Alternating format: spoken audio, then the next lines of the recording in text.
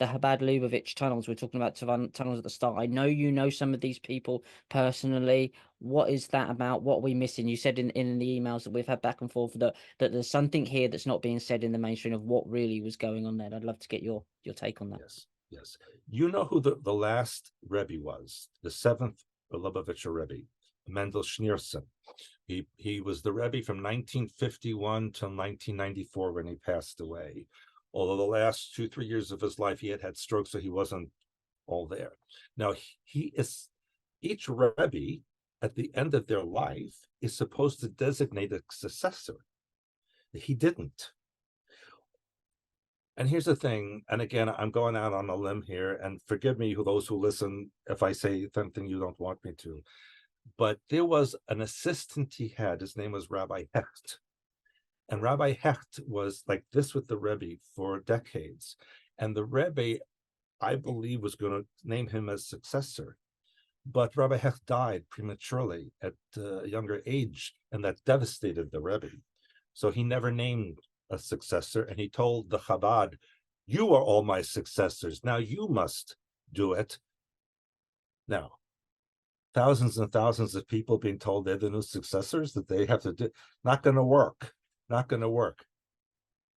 But under 770 Eastern Parkway in Brooklyn, they told you recently that they discovered these tunnels that went from a ritual bath to the synagogue, and that there were this group of people, these young, almost teenagers, young 20 people who were going to expand the temple because that was the Rebbe's dream. Every day the story changed. The Rebbe would never expand the temple underground because that would be considered satanic. He would want it above ground. I'm going to tell you, those tunnels were not new. They had been there for a long time. And these people, these younger people, when the Rebbe died, there was an entire faction of the Lubavitcher Chabad who believed he was the Messiah and that he didn't really die, that he was just in some other reality waiting to come forward as the Messiah. And they still believe that to this day.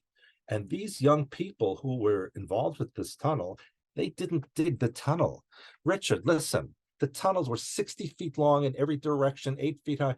And they said they took the dirt out in their pockets. Are you kidding me? They took 60 feet worth in their pockets? And where'd they put it? I mean, bizarro. And people, oh, okay, just believe that.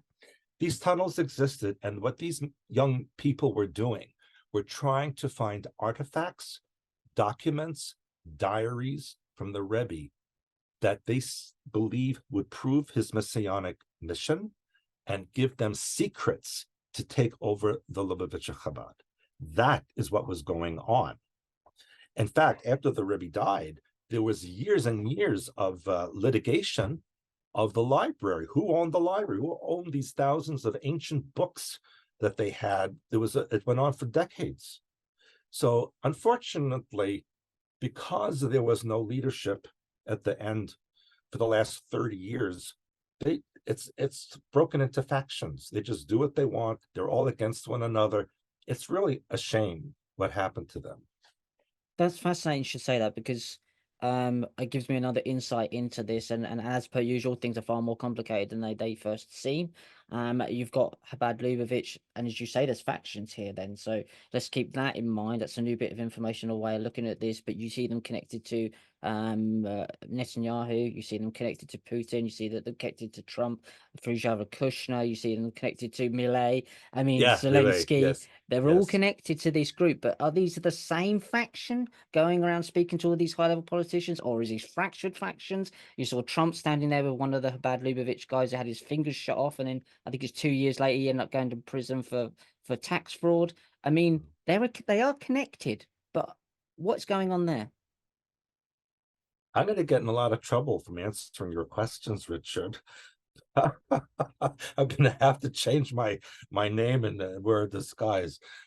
But listen, there are people behind the scenes that nobody knows about. And it's not just the Mossad, it's not the KGB, FSB, or the NSA, or the MI6. It's not just them. There is a huge group of people in this world who have at their disposal sums of money that you can't even comprehend the amounts, quadrillions of euros. You can't, it could buy the earth 10 times over. Okay. These people are the ones who are pulling the strings, who are deciding what's going to be in the future, how humans are to be controlled.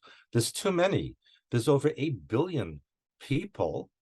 And so this is not acceptable. Now, let me preempt here.